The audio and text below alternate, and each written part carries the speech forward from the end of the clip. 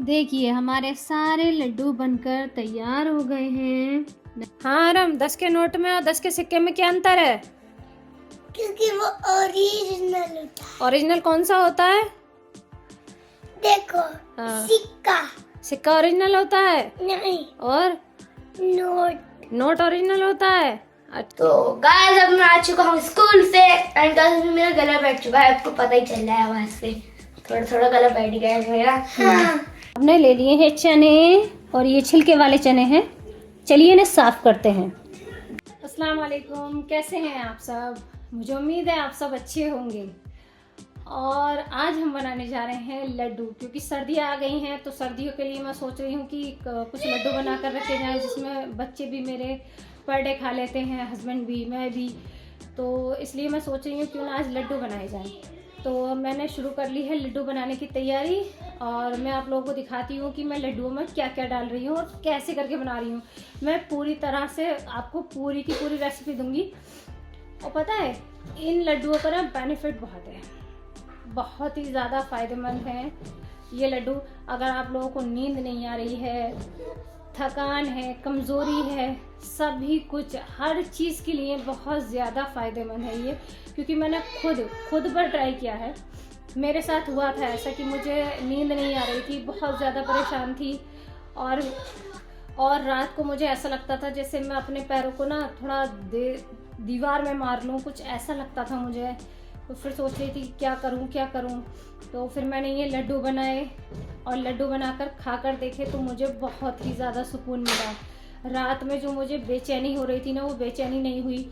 मुझे भूख भी नहीं लग रही थी, वो मुझे भूख भी लगनी शुरू हो गई। जो मेरे अंदर कमज़ोरी थी, मैं कमज़ोर मतलब अपने आप को ना बहुत ही ज़्यादा मुझे ऐसा लग रहा था ना कि मैं बहुत ज़्यादा वीक, कुछ ज़्यादा ही वीक हो गई हूँ और ऐसा लगता था कि शायद शरीर में मेरे जान नहीं है। तो मैंने अब तक कम से कम 3-4 बार ये लड्डू मैंने बनाकर खा लिए हैं, लेकिन अब मैं बिल्कुल ठीक हूँ और रात में अच्छे से सो भी पाती हूँ, मुझे नींद भी अच्छे से आती है। तो मैं आप लोगों को दिखाती हूँ कि मैं इसमें कैसे कैसे बना रही हूँ ये लड्डू और क्या क्या इसमें मैं डाल रही हूँ। लड्डू बनाने के लिए मैंने जो सामान लिया है वो मैंने ये लिया है। जब मैंने गर्मी में ये लड्डू बनाए थे तब मैंने तिल का इस्तेमाल नहीं किया था, मैंने ये सफ़ेद तिल ले लिए हैं। यहाँ पर गर्मी में आप बनाएं तो तिल का इस्तेमाल ना करें।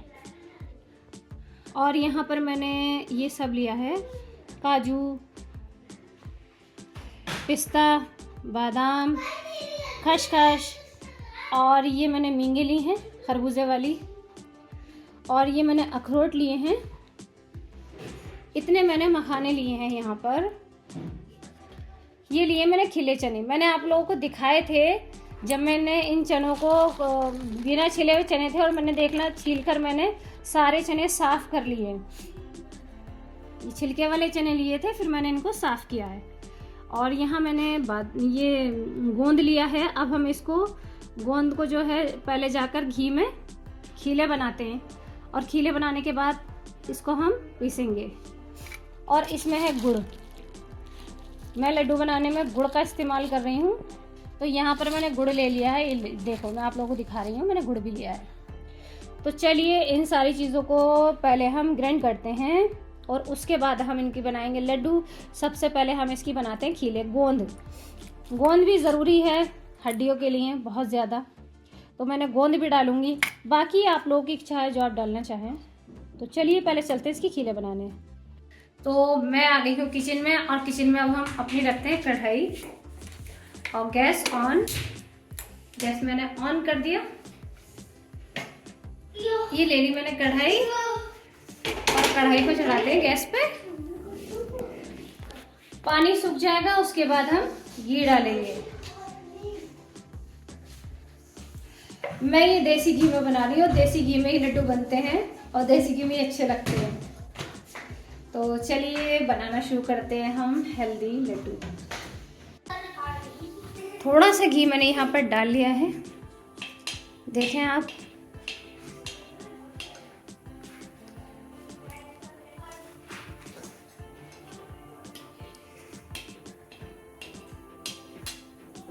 यहाँ पर गोंद मैंने डाल दिया है। गोंद तो पहले हम इसमें खीले बनाएंगे गोंद की। ये देखो कैसे खिल जाती हैं, एकदम सारी खीले बन जाती हैं।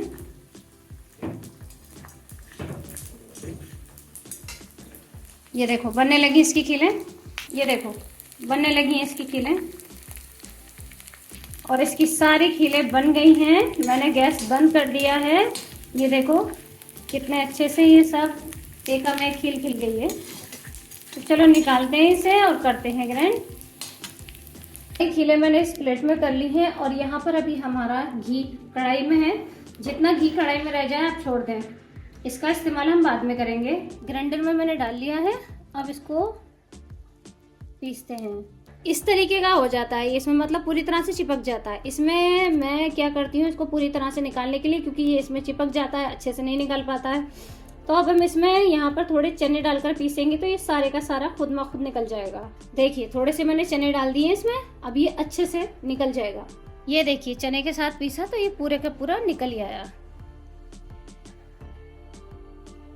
चने और गोंद पीस लिया है और मैं इसमें तिल नहीं पीसूंगी, तिल मैं ऐसे ही डालूंगी।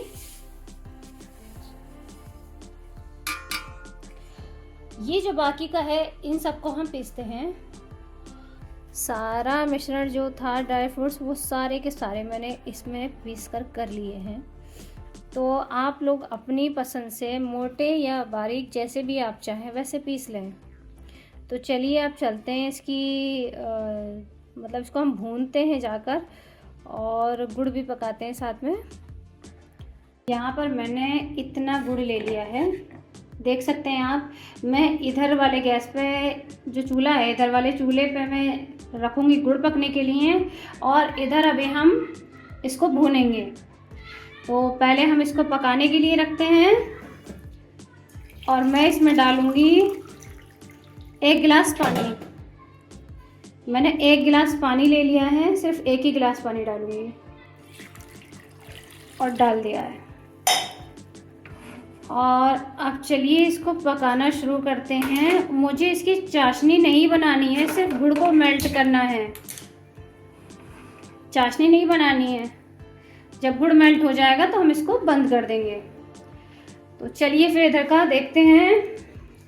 इसमें डालते हैं घी, और घी डालने के बाद इसको भूनते हैं।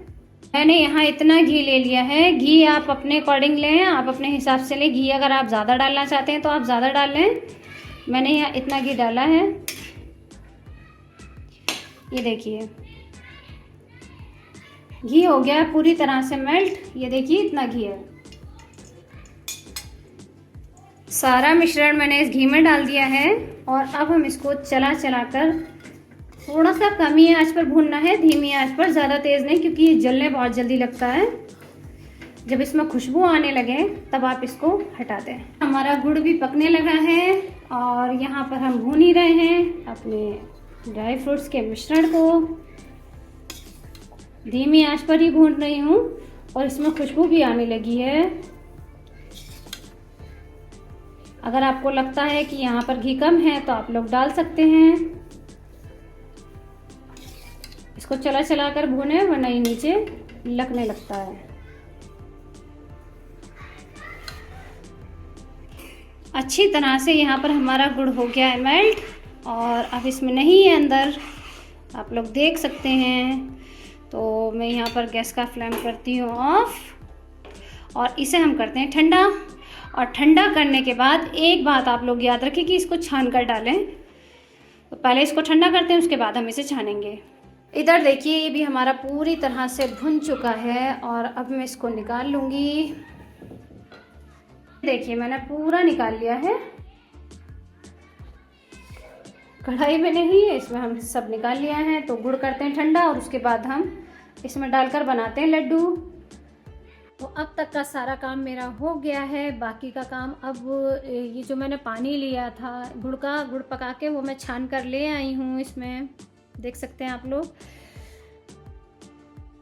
और जो बाकी का काम है, अब फाइनल काम रह गया इसका लड्डू बनाना। तो चलिए शुरू करते हैं हम इसके लड्डू बनाने।